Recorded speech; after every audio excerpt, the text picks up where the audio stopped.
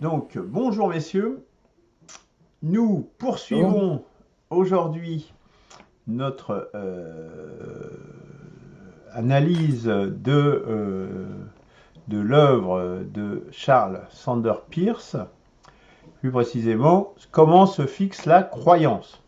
Évidemment, la croyance fait écho avec ce qu'il y a sur le terme de nos recherches au cercle du renouvellement spirituel.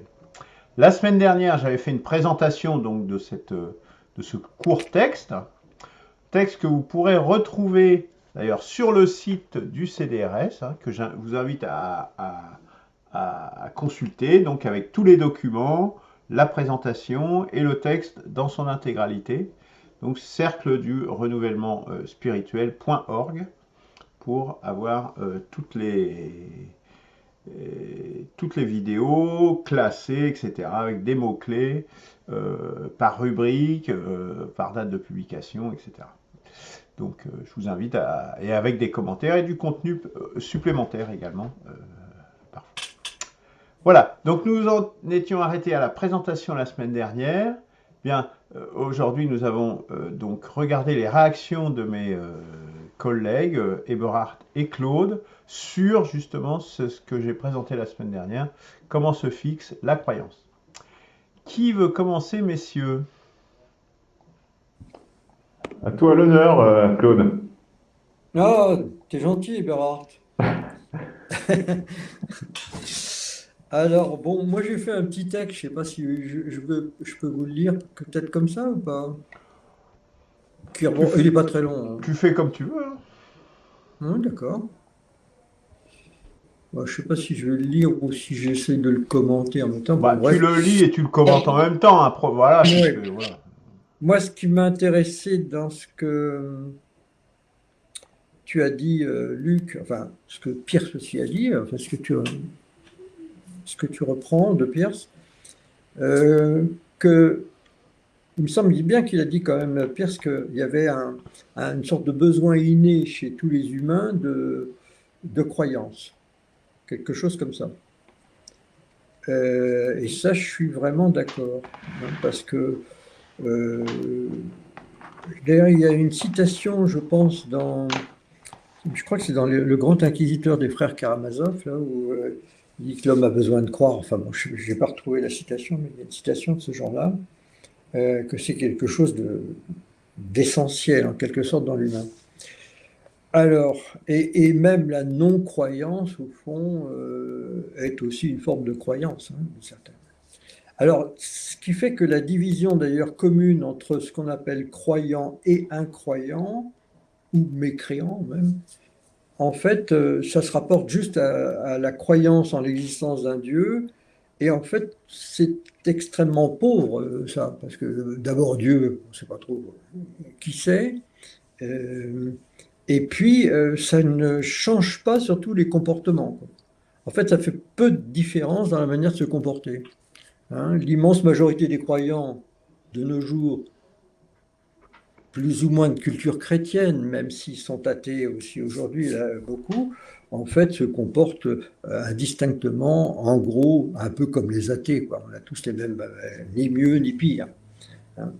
Les athées, ce sont que des croyants qui croient que Dieu n'existe pas, tout simplement. Alors, bon, évidemment, il y a d'autres croyances qui prennent le relais, comme la politique, l'humanisme, la philosophie, etc., etc. Euh, et qui même, parfois, sont même plus généreuses que des conceptions des croyants. Mais sur ce besoin inné universel de croire, bon, Pierce, apparemment, il l'attribue à la tendance à espérer. Mais pourquoi aurait-il cette tendance à espérer chez l'homme? D'où ça sort? Et ça, pour moi, j'ai pas vu, enfin j'ai lu en partie le texte, hein, que tu nous as donné de Pierce, mais je ne l'ai pas lu en entier. Mais il ne nous dit pas d'où ça sort, quoi, cette croyance. Et pour moi, elle relève de la nostalgie d'Éden, en fait, qui est inhérente en tout humain. C'est parce qu'il y a au fond de chaque humain quelque chose, je vais dire, du divin, même s'il ne le sait plus, même si pour lui ça lui paraît totalement étranger, il y a quelque chose qui fait qu'il a une aspiration à soit une quête spirituelle, soit et à adhérer à quelque chose. Il a besoin d'adhérer à quelque chose. Sinon, la vie n'a pas de sens, quoi. Sinon, il n'y a pas de sens et on cherche quand même toujours un sens, quel qu'il soit, à notre existence. Alors, bon, évidemment, de cette croyance, après, on peut en faire une chimère, on peut s'illusionner, et au fond, c'est un petit peu ce que font tous les systèmes de croyance. Mais on peut aussi en faire une utopie, c'est-à-dire une réalité à conquérir pour demain. Hein. J'allais dire des lendemains qui chantent, mais enfin bon, il ne s'agit pas du tout de faire la révolution, mais une réalité vers laquelle il nous faut tendre, une réalité qui d'abord serait une réalité en nous-mêmes, et pour laquelle, à ce moment-là, nous ferions des efforts au quotidien, et qui ne sont pas du tout chimériques, qui prennent corps véritablement dans l'humain. Et voilà, ça, c'est ce que fait pour moi l'homme d'espérance qui croit au bien universel et qui agit selon lui. Selon Peirce, les hommes croient donc par confort existentiel, d'après ce que j'ai compris, hein, parce que le doute engendre toujours en fait un effet de malaise. Est-ce qu'en disant ça, il ne confond pas d'ailleurs croyance et décision? J'en suis pas tout à fait sûr. Il me semble que l'indécision nous place dans une situation qui nous met mal à l'aise, et le fait de choisir, parce qu'il faut renoncer à un des termes du choix, nous libère, nous remet enfin, dans un certain confort, mais en même temps avec le fait qu'on a ignoré un des aspects du choix et qui reste toujours un petit peu là aussi. Hein. Mais alors, est-ce que le doute est toujours inconfortable? Je ne suis pas sûr que ce soit vrai. Est-ce que Descartes, par exemple, n'en a pas fait au contraire un outil pour chercher le vrai de la réalité physique de notre monde? Est-ce qu'on peut vivre avec un doute systématique? Je pense que c'est envisageable. Enfin, après, ça dépend ce qu'on appelle doute aussi. En fait, dans la notion de croyance, il faudrait savoir s'il s'agit d'une croyance fixée, définitive, ou d'une croyance qui reste en progrès, qui reste en possibilité d'évolution. Hein. La croyance, quand elle est dogmatique, là, il y a quelque chose qui plombe l'humain, mais quand elle reste ouverte sur des choses nouvelles, parce qu'on apprend tout le temps dans notre existence, au fond, il y a quelque chose là du doute qui est intégré dans la croyance. Donc je pense qu'il y a quelque chose de ça qui peut exister. Je ne suis pas du tout aussi catégorique que Peirce peut l'être à ce moment-là.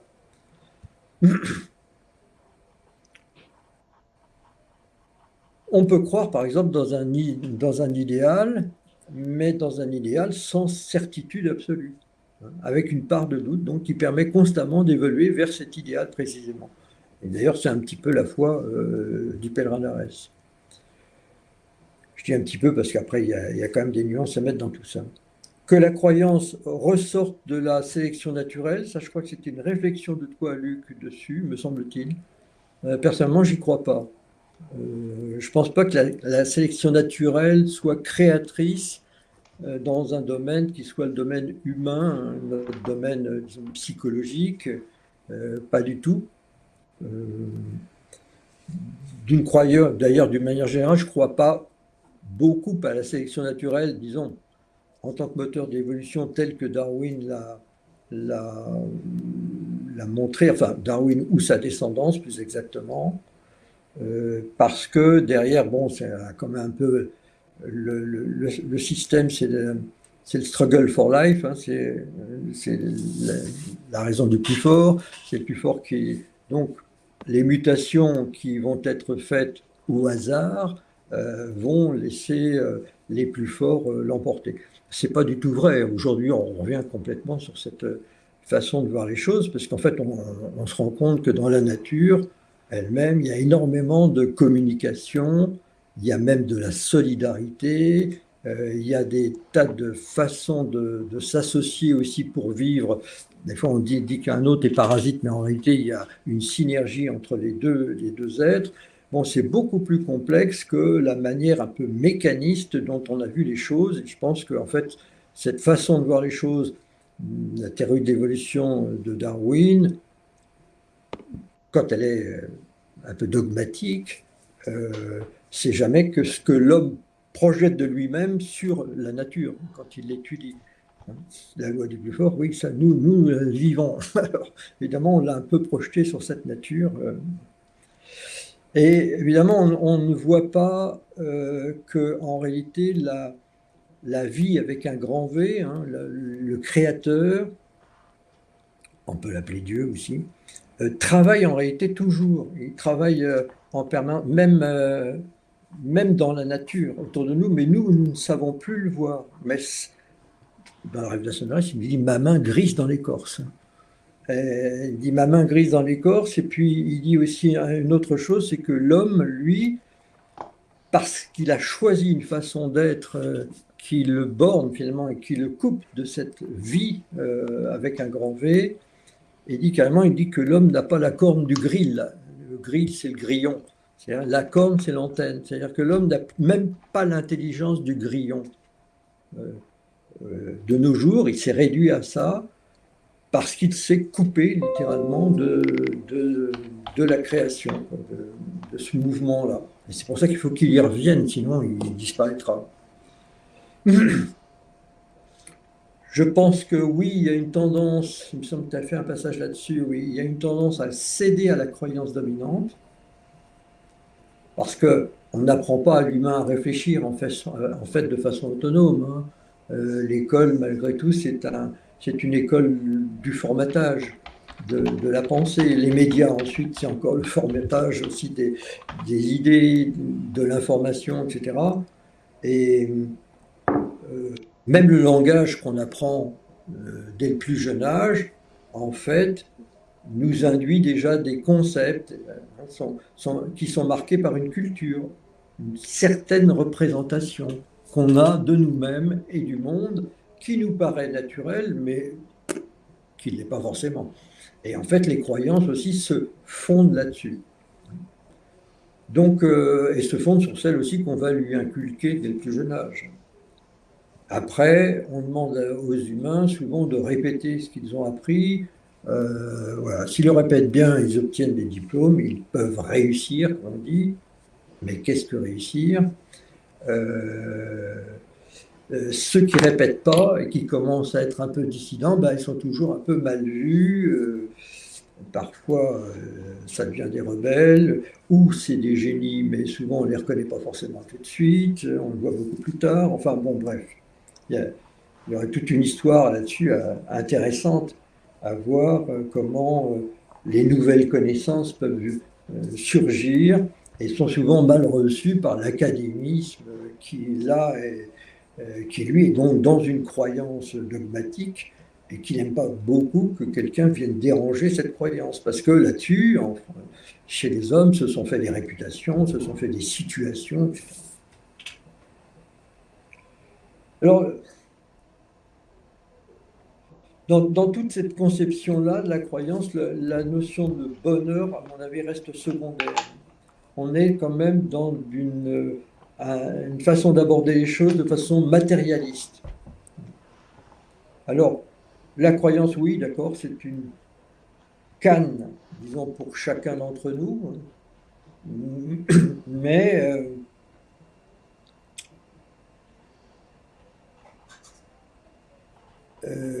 qu'est-ce que je voulais dire? Je ne sais plus. J'ai pris mes notes un peu de travers. En fait, bon, tu mettais aussi, Luc, qu'il fallait que la croyance se fonde sur quelque chose d'exogène. C'est Peirce, je suppose, qui dit ça. Oui. Alors, exogène, c'est assez vague. Est-ce qu'il s'agit d'événements surnaturels, de mysticisme? Parce qu'il faut bien entendu aussi considérer que la croyance, elle évolue avec l'expérience de l'humain. Les humains, oui, témoignent souvent en fonction de leur propre expérience. Et leur croyance, celle qu'ils ont eue dès le plus jeune âge, évoluera quand même avec aussi leurs expériences de vie, pour la plupart, même s'ils ne conduisent pas forcément cette évolution. Est-ce que... Bon, il y a des témoignages aussi qui viennent véritablement des fois nous bousculer complètement. Je pense par exemple aux témoignages des EMI, enfin des expériences donc, de mort imminente ou des choses comme ça. Euh, Dans un premier temps, ça a été quand même pas mal rejeté, et puis depuis, beaucoup de langues se sont déliées, beaucoup de gens ont vécu ce genre de choses, et puis ça commence à être admis, et ça rentre petit à petit dans les possibilités de la croyance. Hein.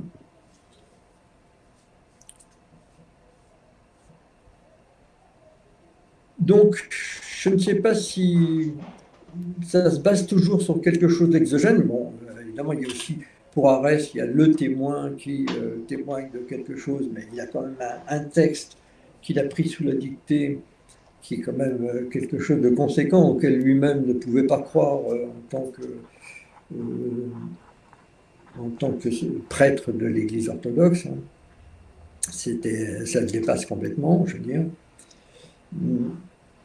Donc il y a évidemment des événements, des choses comme ça qui peuvent se passer. Bon, les mystiques, par exemple, montrent aussi des choses qui sont des choses qui sortent complètement du commun.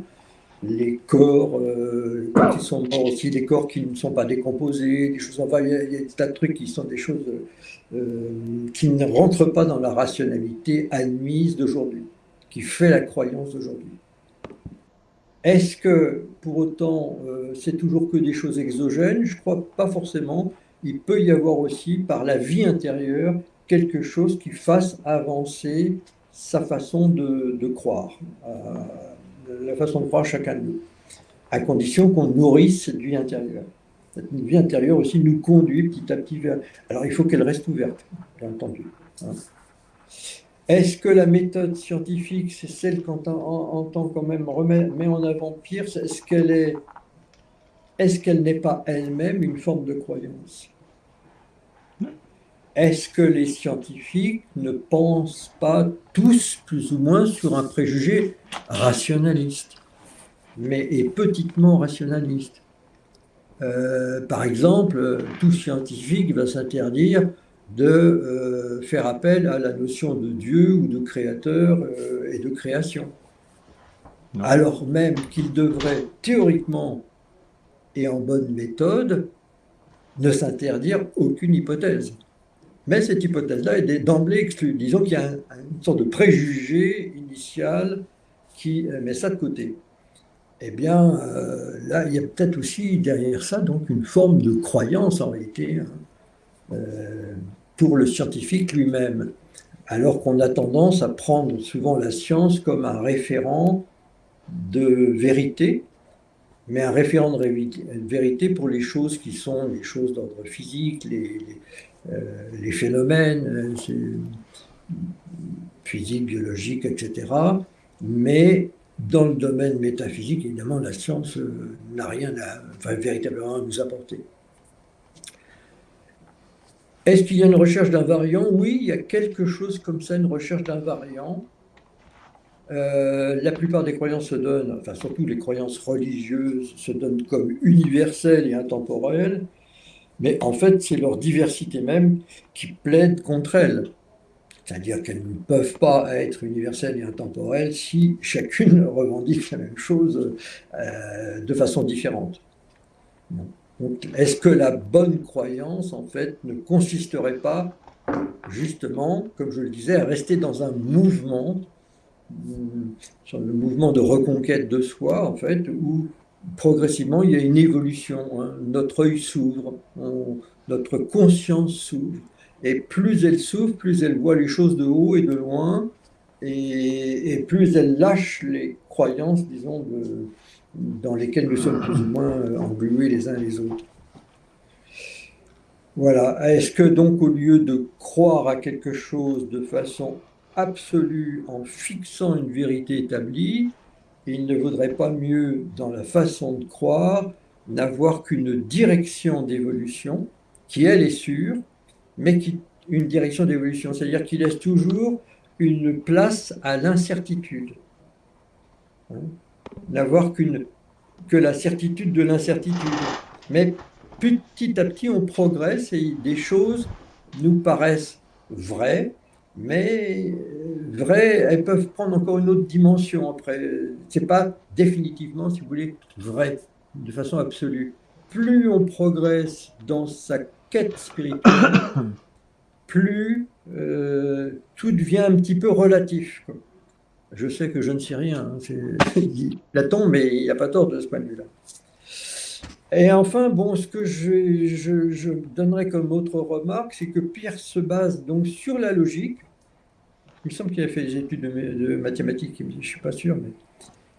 Donc, oui, la logique, bien entendu, il y a C'est quelque même un chose. logicien. C'était même sa spécialité. C'est un logicien, oui. Alors, mais bon, la logique elle-même a rencontré aussi ses limites, hein.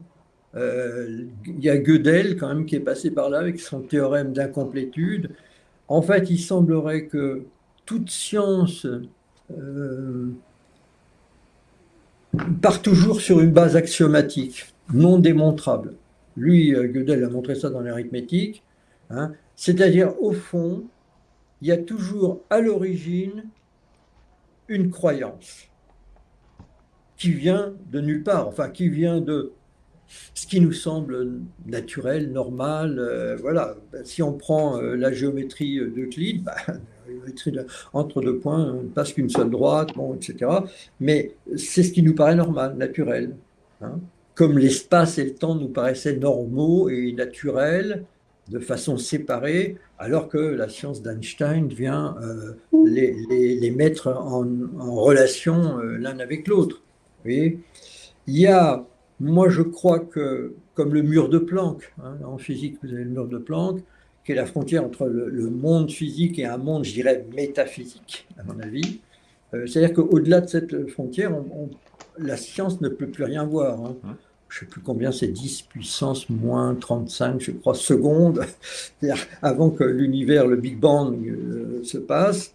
Et là, bah, je dis, derrière le mur de Planck, il y a Dieu, quoi. D'une certaine manière, voilà. Il y a Dieu qui n'est rien, en plus, parce que tout est concentré à un point absolument incroyable. Et c'est ça qui va se déployer, qui va donner l'univers, qui va nous donner, etc. Enfin bon.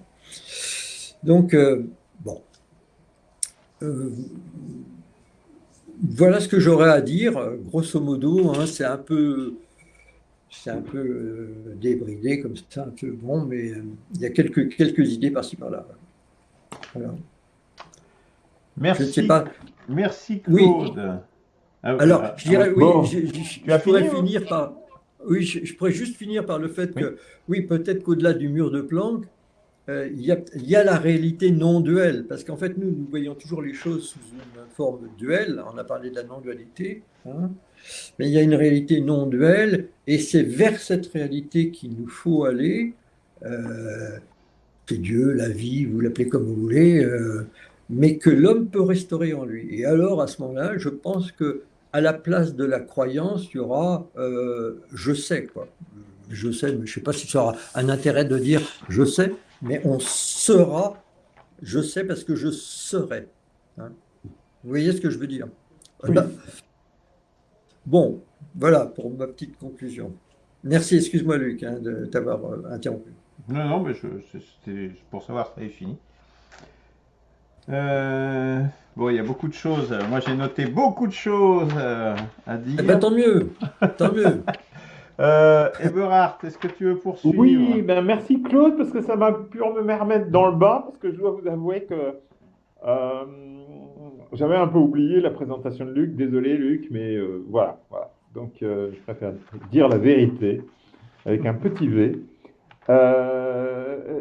Donc voilà. Bien, là, par rapport aux grandes volées, désolé Claude, mais je veux dire toujours un peu abstraite, là je vais jouer mon paysan enraciné dans la terre, mais aussi dans le ciel, n'est-ce pas? Parce que c'est la nature de l'homme. Et donc, tu parlais de bonne croyance. Et là, malheureusement, je reviens à mes moutons, c'est le cas de le dire. Et justement, rien qu'à regarder un troupeau de moutons, euh, dans son environnement, ça parle beaucoup, beaucoup à la fois de Dieu et de l'homme. Et donc, qu'est-ce que c'est que la bonne croyance? Et là, bon, je vais revenir un petit peu plus sur une position lucesque, hein, si tu me permets, Luc. Voire laforesque. Ou laforesque, voilà, c'est ça, excuse-moi, laforesque. Une bonne croyance, c'est celle qui permet au groupe de survivre puis rebondir. Donc, je vais à nouveau reparler et je vais vous prendre à nouveau l'exemple dont on parlait tout à l'heure d'ordre politique. J'ai écrit donc un courriel à mes deux sœurs. Elles ont réagi, l'une avec parce que je leur avais envoyé la vidéo de prise de position de la chef du groupe de droite traditionnelle, que certains disent extrême droite, et ma sœur, donc toutes les deux habitent en Allemagne, hein, donc elles vont toutes les deux en Allemagne. Elles ont vraiment pris un positionnement absolument à l'opposé l'une de l'autre. L'une, c'est le positionnement de dire, voilà, en fait, ce que disent les masses médias, c'est-à-dire que, bon, l'extrême droite, c'est méchant, etc. Donc ça, c'est le grand classique. Et l'autre, elle est dans la fuite. Elle est dans la fuite du monde des humains, parce qu'elle dit, moi, je veux m'écarter de la politique, je suis là actuellement en Bretagne, je préfère regarder les petits oiseaux au bord de la mer, etc. La mer et l'univers est abstrait, général de Dieu, etc. J'ai dit, c'est très bien, je n'ai pas répondu encore. Bon, je pense que tu es un petit peu plus près de ma deuxième sœur que de la première. Mais voilà. Mais voilà. Je ne me désintéresse pas de la politique. Hein. Oui, mais quand on sent un petit peu quand même ça. Voilà. Je dis, et donc moi j'ai réfléchi parce qu'à nouveau j'ai repensé à mes moutons. Admettons que mes moutons, cette fois-ci, ils étaient, allez, 5000 ans en arrière ou 10 000 ans en arrière. Il existait des moutons aussi, mais il existait aussi des loups ou des lions. D'accord? Et donc, une brebis qui s'écarte donc du troupeau, elle n'a pas le moyen de s'en sortir. Elle n'a pas le moyen de s'en sortir face au loup ou au lion. Tu vois ce que je veux dire? Et de l'autre côté, on a celui qui est le grégaire. Donc, c'est aussi pour à nouveau revenir en fait à Peirce qui parlait en quelque sorte de ceux qui veulent surtout que rien ne change. Et donc, le groupe, le troupeau, c'est le lieu où on veut le moindre effort. Parce que grâce au groupe, on peut mieux prévenir l'attaque du lion, ou même, il m'est arrivé il y a 2 ans, plus de 2 ans, qu'un chien ait tué les 3/4 de mes brebis. Hein, donc, il n'y a pas besoin obligatoirement de lion ou de loup. Hein. Donc, voilà. Donc, et donc, c'est pour bien dire, la bonne croyance, je reviens à ça, c'est celle qui permet au groupe de survivre, puis de rebondir. Et le passage de l'homme, de l'animal à l'homme, la seule différence, c'est que l'homme est un animal qui est, lui, conscience de lui-même et qui peut se projeter dans la transcendance. Tu vois? Voilà la différence. Mais si ce n'est, donc c'est une sorte, et là je reviens, c'est que cette intuition animale, qui est une sorte d'un élément quasiment surnaturel et divin, c'est transposé à l'homme dans cette intuition de Dieu. Voilà. C'est comme ça que je dirais, tout en restant toujours enraciné dans mes moutons, si tu veux, par là. Tu vois? Donc, mais néanmoins, c'est ça.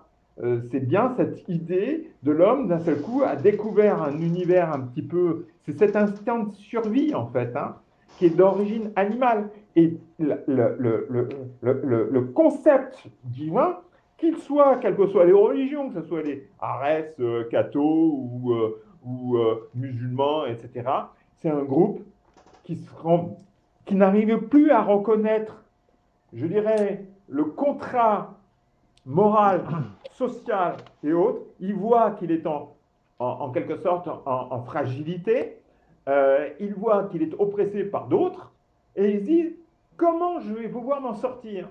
Et arrive un jour soit un Christ, soit un Mohamed, soit je sais pas moi, un Krishna, et un Bouddha, si vous voulez, ou un Michel Potet, qui disent, ah ben voilà, notre groupe est plus soudé, n'arrive plus à se retrouver en lui-même, à se stabiliser, et il y en a un qui a accepté de jouer le jeu de vouloir, en quelque sorte, de se mettre dans une situation vraiment analytique qui le met en danger, en quelque sorte, par rapport aux autres éléments du groupe, et qui est dans le doute face à son groupe. Il doute que le groupe soit capable de s'en sortir en restant dans cette voie-là. Il voit que le groupe est en train de s'enfoncer, mais le groupe continue. Et le groupe continue et il y a la falaise qui est en face, mais le groupe continue à courir. Mais il y en a un qui dit « Ah, ça va pas, stop !» Donc c'est Krishna, c'est Christ, c'est tout ce que je vous ai expliqué tout à l'heure, qui dit « Il y a quelque chose qui est impossible, là, vous allez tous tomber du précipice. » Et parmi le groupe, il y en a un, et je le vois des fois, il y a d'un seul coup, dans mon troupeau de moutons, et il y en a, la plupart vont aller dans une direction, mais d'un seul coup, il y en a 2 ou 3 qui vont sortir de la direction et vont prendre en fait l'autre direction. Voilà la chose que je veux dire, c'est qu'il y a une minorité qui vont aller dans une autre direction, dans une situation de péril. Je vous prends cette image, c'est juste pour vous montrer comment nous fonctionnons carrément d'une manière inconsciente. Qu'on veut nier en fait notre histoire ou notre préhistoire animale et que nous transformons quelque chose qui est instinctuel chez les animaux en une recherche plus fondamentale, mais là où il y a un instinct aussi quand même, un instinct de survie en tant que du groupe. Voilà, c'est pour essayer de répondre aussi d'une manière plus pratique à un Peirce qui est trop mathématicien à mon goût, mais je ne disons à mon goût, mais je ne refuse pas qu'on puisse être un mathématicien pour faire des travaux, je dirais, de théorie, de principe. Moi, je transforme ça, je transpose ça à des comportements humains que j'observe, donc j'insiste à nouveau, comme ce matin et 2 fois par semaine, à la manière de réagir des gens avec qui on parle par centaines et ainsi de suite. Voilà. Donc voilà comment ils vont et j'amène toujours sur mon stand une nouvelle du jour, comme je vous en ai parlé tout à l'heure, pour voir comment ils réagissent, comment ils se positionnent. Est-ce qu'ils vont être plutôt le troupeau, le moutonnier, ou d'autres qui sont un petit peu à l'écart, ou d'autres encore qui aiment bien être tout seuls dans un coin. Voilà pour mes commentaires sur à la fois Peirce et toi, Claude. Quoi. Mais en fait, ça revenait aussi par rapport à ce que disait Luc, puisque je reprends certains des éléments. Et voilà. Ah oui, et donc, la chute du Jardin d'Éden, j'insiste aussi là-dessus, puisque tu en parles. C'est pour moi le passage du stade animal à celui de l'être humain conscient de lui-même et capable, en quelque sorte, de se différencier de Dieu. Voilà. Alors, avec ses bons côtés, c'est-à-dire que l'homme, d'un seul coup, peut être en recherche de Dieu, mais il s'est coupé de Dieu et il peut même se détruire lui-même par ses actes qui sont à la fois conscients, mais inconscients d'être inconscients. C'est un inconscient conscient. Je suis conscient des actes qui sont destructeurs, mais en fait, je le fais quand même parce que c'est plus facile pour moi de les faire. Parce que je suis feignant quand même globalement. Donc je vais vouloir quand même rester par exemple, je préfère rester le cul collé à la chaise, même si je sais mais seulement inconsciemment, que c'est pas viable et que il faut. Mais je ne veux pas savoir qu'il y ait des gens qui doivent se bouger le cul pour pouvoir me nourrir ou me vêtir ou me loger et ainsi de suite. Hein. Comme ce matin, on en a parlé avec différentes personnes. Mais ça les effraie, justement. Ils sont dans la peur, en fait. Ils sont dans la peur quand je leur annonce qu'ils ne vont pas pouvoir continuer à juste être des consommateurs, tu vois. Donc voilà, c'est mon côté un petit peu plus pratique de dire, ben voilà, Dieu nous a donné une conscience de vouloir pouvoir d'être dans l'imitation de lui, mais 99% des gens ne veulent pas, soit d'une manière consciente, soit 98%, c'est plutôt de rester inconscient de ça. Et celui qui vous annonce que la mauvaise nouvelle, hein, parce que pour eux c'est une mauvaise nouvelle, eh bien eux ils préfèrent, et ça les dérange, et justement, ça les dérange, ça les met en instabilité. Et donc, ils vont fuir. Ils préfèrent croire les mass médias. En gros, c'est ça. S'ils leur mentent, même s'ils C'est une disent, croyance, ça aussi. Oui. voilà, c'est ça, absolument. Voilà pour mon Hmm. petit topo. Hmm. Merci beaucoup, Eberhard. Bon, je constate que je partage, enfin, nous partageons visiblement une bonne partie des analyses. J'ai beaucoup aimé ce que tu viens de dire là sur le fait, alors je le résume à ma façon, hein, parce que Oui, c'est les oui. notes que j'ai prises, que le fait que de nier notre origine animale, c'est cela la sortie du jardin d'Éden. J'avoue que c'est pas mal, ça me plaît bien cette chose, hein, ce que tu dis là. Il ne faut pas confondre peut-être avec ce qu'il faut bien voir. Bon, là, on s'écarte un peu. Là, non, bon, juste là, très rapidement, c'est que les artifices sont partie intégrante de notre caractère, hein. L'homme est à la fois fait de nature et d'artifice, hein. Ça, je pense que c'est quand même important de le souligner. Mais c'est cette conscience, cet éloignement, cette volonté d'éloignement qui va, je dirais, au-delà du raisonnable, quelque part, qui marque cette sortie du jardin d'Éden, ce qu'on peut peut-être appeler la chute, selon Christian. Claude. Euh, Moi, je dirais effectivement, Pierce, tu dis, il est très théorique. Bah, en fait, je dirais, l'apport, si je peux me permettre d'avoir un apport à ce qu'a dit Pierce, c'est que justement, je le prolonge avec cette histoire de négantropie. La négantropie, c'est le lien avec la vie, justement, hein, Et Pierce, il n'est pas du tout éloigné de la pratique, parce que c'est le fondateur du pragmatisme. Au contraire, tout doit s'inscrire dans le, dans le pratique, dans la réalité, hein. C'est vraiment par la pratique, hein, c'est une des premières citations. Les choses pratiques mises à part, les croyances, hein, voilà.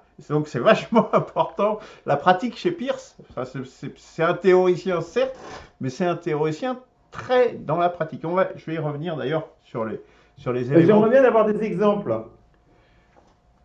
Ah bah après, lui, je dirais je ne sais pas si lui, dans sa vie, si tu veux, mais c'est un théoricien, mais qui Ah. met la pratique à la base de sa théorie, si tu veux. Voilà. Oui, mais c'est de la théorie de la pratique, si tu C'est veux. ça. Mais après, à force, on n'est plus dans la pratique, hein. Bah, lui, il Bon. a fait, voilà, c'est son œuvre. On n'est pas Oui. omniscient, hein, voilà. Enfin bon, Oui, mais personne comme n'est tous les omniscient, hein. intellectuels occidentaux, en fait, hein, tous les Oui, mais universitaires, Bérard, etc., depuis toujours, et même depuis les premiers prêtres, même dans les cavernes, tu vois. Oui, bah, voilà, il y a une distinction, une mise à distance, hein, on en a déjà parlé, bah, de tout ce qui est la raison, etc., effectivement, de la vie, je dirais, quotidienne. Alors sinon, tu parles, effectivement, je suis d'accord également avec toi, Edouard, lorsque tu parles de la crise et qu'en fait, l'homme qui propose des solutions, les gens, ils souhaitent en définitive rester dans le conformisme, dans la suivi du troupeau, et le suivi du troupeau est bénéfique les trois quarts du temps. Cette croyance est tout à fait bénéfique, donc à 99% du temps, hein. L'exemple du loup et du mouton est tout à fait euh, pertinente. Mais cette mise à distance, je dirais,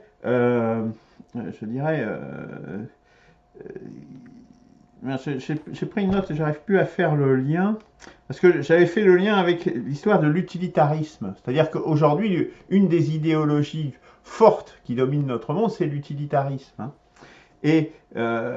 Mais il y a un moment donné où la crise, et la crise de civilisation que nous avons aujourd'hui, euh, elle vient également de là, parce que c'est une croyance forte avec le libéralisme, hein, c'est deux mamelles, je dirais.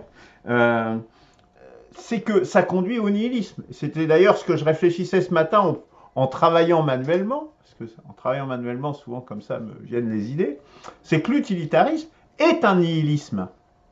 C'est un nihilisme parce que il dit si je ne dois faire que des choses utiles pour moi, ben aujourd'hui dans le monde actuel, il ne faut plus que je fasse d'enfants parce que ça va être beaucoup plus utile de ne pas avoir d'enfants. Je vais avoir beaucoup moins d'embêtements si j'ai pas d'enfants que si j'ai des enfants. Ce n'est pas forcément le cas par le passé parce que les enfants subvenaient, étaient aussi une force de travail et subvenaient au foyer, puis à la vieillesse, etc. Aujourd'hui, c'est plus le cas. Donc, et d'ailleurs, c'est ce qu'on constate, puisque les 3/4 des gens qui sont dans le système aujourd'hui ne souhaitent pas avoir d'enfants. Alors, ça montre à la fois que l'utilitarisme a une dimension nihiliste, mais ça montre aussi la fausseté de l'utilitarisme, parce que si on va jusqu'au bout de cette philosophie, ça veut dire que l'humanité disparaît, quoi, en définitive. Hein. Donc, que c'est une négation de la vie. Donc, par définition. Bon, voilà. Bonne croyance qui permet de poursuivre la vie, voilà, je reviens, pour moi, c'est ça sur lequel je suis d'accord, sur la négantropie, qui est vraiment pour moi le truc fondamental. Alors, maintenant, sur ce qu'a dit Claude. Alors, j'ai pris beaucoup de notes. La croyance est un besoin essentiel de l'homme. Oui, absolument. Il faut systématiquement, et dans tous les domaines, je pense que ça a été dit à réaffirmer, c'est ce que dit Peirce, la croyance est fondamentale, et y compris les gens qui disent qu'ils ne sont pas croyants, souvent ils le réduisent, comme tu l'as très bien dit, au fait de croire en une divinité ou pas, ou des choses comme ça. Non, non, la croyance, elle est partout, tout le temps, dans tous les domaines, dans les gestes de la vie quotidienne, dans la science, etc. Si on part sur la science, notamment, la science est aussi une croyance, oui, d'ailleurs j'en ai parlé, et là je vais revenir sur ce que disait, sur ce que je disais sur la réaction d'Eberhard. Il dit, effectivement, il y a la méthode scientifique, et qui repose sur une seule croyance. Hein. C'est la seule prémisse, je dirais, c'est de dire, il existe des réalités. La réalité existe et nous la percevons au travers de percepts, justement. C'est ce contact avec les percepts, avec ce qu'on perçoit, avec ce qu'on reçoit, donc dans tous les domaines. Ça peut être des inondations aussi, comme on le voit en Espagne, etc. Tout ça. Ces réalités, elles existent, et à partir de là, par la raison, on peut réussir à en déduire tout un tas de choses. La démarche scientifique, en définitive, c'est ça. Mais la seule hypothèse qui est mise, c'est le fait qu'il existe des réalités. Il n'y en a pas d'autres. Il n'y a pas d'autre hypothèse. Tu dis par exemple, les scientifiques, ils s'interdisent l'hypothèse de Dieu. J'aime bien la citation de Hawkins dans ce cas-là. Il dit, quand j'ai fait les démonstrations de ce que j'ai fait, sur les trous noirs, etc., c'est une hypothèse dont je n'ai pas eu besoin. Voilà comment il le traduit. Je n'ai pas eu besoin de l'hypothèse Dieu pour... Est-ce que ça épuise le sujet? Non, puisque, comme tu l'as très bien dit, il y a la limite de Planck, notamment, qui fait qu'au-delà, on ne peut pas dire avant parce que le temps lui-même n'existe pas, mais au-delà, en amont, c'est inconnaissable. Moi, je dirais pas que, tu as dit, derrière, on a la connaissance. Moi, derrière, justement, moi, je dirais, on a l'inconnaissable et l'inconnaissable à jamais. C'est plutôt ça que j'ai envie de dire. Le Tao, c'est ça, c'est l'inconnaissable à jamais. La seule chose, c'est qu'on peut constater que ça va dans certaines directions, qu'il y a certaines voies, que si tu t'inscris dans la voie de la négantropie, dans la voie de la vie, eh bien, ça va plutôt être positif, mais si tu n'y inscris pas, tu vas aller dans des trajectoires délétères et nihilistes. C'est ça. Bon, je fais un peu pêle-mêle du coup. Alors, relativité du savoir, oui, il y a des choses qui étaient vraies, mais qui peuvent changer, etc. Oui et non, c'est-à-dire que avec la définition que je viens de donner, en fait, ça va être par des nouveaux percepts que ça va faire qu'on va s'apercevoir que ce qu'on croyait avant est insuffisant. Ça ne va pas forcément l'invalider, parce que si on a bien raisonné avant, la poussée d'Archimède, elle reste la poussée d'Archimède. Sauf qu'on va peut-être trouver des explications plus profondes à pourquoi il y a la poussée d'Archimède, etc. À pourquoi Mercure, l'orbite de Mercure, elle ne suit pas la loi de Newton et qu'on a besoin de la relativité pour comprendre comment Mercure tourne autour du Soleil et des choses comme ça. Donc c'est par extension, parce qu'on a découvert d'autres percepts qui font qu'on va se dire, non, mais ce qu'on croyait jusque-là, ça marche, mais jusqu'à selon certaines hypothèses qu'avant on ne connaissait pas, mais que maintenant on est obligé de prendre en compte parce qu'on ne les connaissait pas. Autre chose importante, bon alors là ça va être plus polémique, attention, pour moi les mathématiques ne sont pas une science, justement. Parce que la science, sur la prémisse de la réalité, les mathématiques ne reposent pas sur des réalités. Les mathématiques reposent, comme tu l'as très bien dit, sur des axiomes. C'est-à-dire, on va dire, il y a tel axiome, tel axiome, tel axiome, que l'on pose, la géométrie euclidienne, l'arithmétique de Peano, etc. Voilà, on pose ça comme vrai, on ne le démontre pas, c'est ces axiomes-là, et dans ce champ-là, et du coup on peut inventer mais toutes les mathématiques qu'on veut. Hein. Il suffit de poser des axiomes, puis après il y a juste qu'à dérouler de la logique. Hein. Et y compris sur la logique, on a aussi des axiomes, je dirais. Hein. Mais aussi sur la logique, oui, c'est ça. Ouais, voilà. Il y a aussi des axiomes Type sur la de logique. non-contradiction, Absolument. Donc, ce raisonnement, il tient que effectivement, on a mais les mathématiques en tant que telles ne sont pas une science. Mais le raisonnement sur lequel on va se baser. Pas science expérimentale. Voilà. Mais voilà, c'est pas une science expérimentale. Pour moi, c'est pas une science. En fait, c'est une construction logique, mais c'est tout. Alors attention aussi à Gödel. Enfin, Gödel. Moi, j'ai étudié un petit peu ce qu'a dit Gödel. Il a dit une chose. Dans un cas très particulier, effectivement, il y a une assertion dans toute axiomatique qui ne peut pas être démontrée. Ok, mais c'est un cas extrêmement particulier. On le met à toutes les sauces, y compris les mathématiciens d'ailleurs, je trouve ça assez bizarre. Souvent on lui fait dire quand même des choses bien au-delà de ce qu'il a énoncé. Hein, bien au-delà. Sur le darwinisme, je crois que tu as fait une confusion entre le darwinisme et le darwinisme social. C'est-à-dire des gens qui ont récupéré le darwinisme pour lui dire c'est la loi du plus fort qui va s'imposer. Alors là, on est toujours pareil dans les utilitarismes, etc. Le darwinisme social, c'est une des branches de défense du système. Hein. Mais le darwinisme, il n'a jamais nié le fait qu'il y ait des coopérations, des synergies, des choses comme ça. Hein. C'est juste qu'il faut être adapté à l'environnement. Le darwinisme, c'est juste ça. Il faut être adapté à l'environnement. Si être tout petit comme une souris pour se glisser dans un trou, c'est plus adapté dans l'environnement, c'est pas le plus fort qui va gagner, au contraire, le plus fort, il va mourir. Donc, c'est pas du tout la loi du plus fort, le darwinisme. Enfin, ça, c'est le darwinisme social qui veut nous faire croire ça. C'est les libertariens et co. Donc, voilà, je sais pas s'il y avait... Voilà, bon. Tout finit en croyance, oui, forcément. C'est d'ailleurs ce qu'apporte Peirce. Hein. C'est-à-dire qu'on part du doute et on va vers la croyance. Après, est-ce que l'on peut vivre dans le doute? Quelque part, et persister dans cette alors, je ne sais pas, je Non, dirais... mais le doute, attends, pour te répondre à ça, Ouais. pour le reformuler. Oui, vas-y, parce que je j'ai terminé, donc c'est très bien, enchaîne. Oui, vivre dans le doute, c'est aussi une sorte de confort du doute. Le doute peut en lui-même devenir une sorte de confort, parce que ça permet de ne pas devoir prendre position aussi. Donc, ah oui, rien n'existe, non, rien, non. Ouais, ben non, mais de toute façon, tout est faux. En fait, finalement, c'est de l'égocentrisme extrême, puisque tout est faux. En fait, il n'y a plus que moi qui suis vrai. Donc, il y a deux types de doutes. Il y a le doute en interaction avec le monde et la manière de le rejeter complètement. C'est ce que je disais avec une de mes sœurs qui préfère être complètement dans la nature et dire bon, tout est moche, tout est bon. Alors, il y a une façon de dire, hein, il y en a qui disent tout est mauvais, etc. Et d'autres qui disent oui, mais rien n'est vrai, rien n'est pur, rien n'est totalement vrai, etc. Donc, je me concentre de ma petite personne et de mes petites puissances. Voilà. C'est le doute des cyniques, je dirais, quoi. Pour voilà, oui, encore, oui. C'est peut-être gentil parce qu'en fait... Ou des sceptiques. Ils sont même pas... Oui, des sceptiques. Mais en fait, ils vont... Quand tu te débats avec eux, ils ne vont même pas atteindre ce même niveau-là. Parce qu'il faut quand même voir qu'on est dans une situation d'inculture la plus totale. Hein. Et je parle y compris de ma sœur qui a maintenant juste 9 ans de moins que moi. Ça veut dire qu'elle a plus de 50 ans, quoi.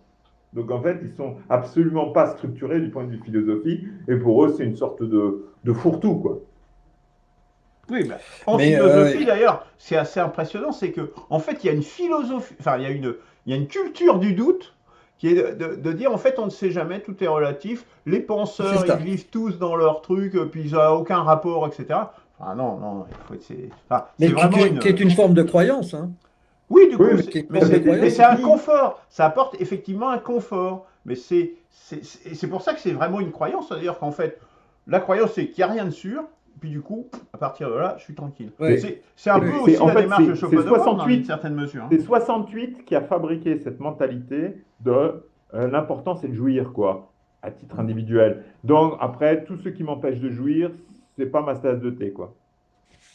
Ouais. Moi, je Moi, veux je faire voulais monter dire, plus tôt, moi. Oui, peut-être, je mais voulais- bon. Nietzsche. par rapport à cette notion Oui, Oui, vas-y, Claude. toujours obligé de croire, enfin, ce besoin de croire, moi, je vois quand même la possibilité. Alors, croire, est-ce que ça nécessite nécessairement de dogmatiser ce qu'on croit, c'est-à-dire de le figer, quoi. C'est ça, à mon avis, le problème essentiel. C'est quand on fige la croyance qu'on a choisie. Alors qu'il peut y avoir une façon de croire, mais qui soit toujours ouverte et toujours en évolution. Pour prendre une image mathématique, la croyance dogmatisée, ce serait la courbe. La croyance toujours ouverte et avec une incertitude ouverte, ce serait les tangentes, mais les tangentes qu'on modifie en permanence, hein, et qui font changer finalement le mouvement de la courbe. Cherchez vous-même votre propre mouvement, oui, ascensionnel. mais Vous Claude, voyez ce que je veux dire dedans? oui, oui, oui, j'ai très bien compris. La réponse à la question, c'est de dire, il y a la façon de croire à soi-même et à ne plus rechercher ce qui vient ailleurs. Donc, c'est une façon de dire, je crois en moi. Tu vois, je Ah crois à bah ma petite vie. oui, Et oui, ça, il y en a plein. il y Oui. a la croyance active, la croyance constructive, je dirais même. C'est celle que tu décrivais réellement en essayant de la structurer. Mais quand tu regardes autour de toi, y compris dans ta famille et partout, hein, ben, c'est comme il n'y a plus de culture, comment veux-tu construire une croyance structurée et Oui, constructive? mais ça, c'est le repli sur l'être, parce que tout le monde sent bien qu'on est dans un monde de plus en plus incertain, qui est en train de basculer on ne sait où. Tout le monde le sent. Donc, il y a une sorte de repli automatiquement sur soi. Des Et je choses reviens, qu'on a. et pour Hein. continuer là-dedans, nous ne souffrons pas assez pour atteindre la connaissance. Échille, je vous le répète, Échille, 5e siècle avant Jésus-Christ, par la souffrance, la connaissance. Simone en parle des tartines et des tartines. Ça veut dire qu'il n'y a pas besoin de croire de manière structurée et constructive parce qu'il n'y a pas de situation existentielle qui l'exige. Tout à Tant que tu fait. n'auras pas le djihadiste en face de toi avec la Kalachnikov, ou alors tu sais qu'il est dans ta ville et pas loin, tu ne vas pas commencer à essayer de rechercher le pourquoi du comment. Je dis ça comme ça, pratiquement, que ce soit un djihadiste ou autre chose, que ce soit, tiens, les Ukrainiens en ce moment, ils doivent essayer de se poser quelques questions sur les raisons dans lesquelles ils se sont retrouvés. Et ensuite, peut-être, mais ça dépend des peuples, d'un seul coup, des nouvelles idées peuvent émerger de ces situations de stress. C'est pour ça que je parlais là de ces moutons qui sont en face du chien, hein, et eux, ils vont essayer de trouver une manière de se sauver.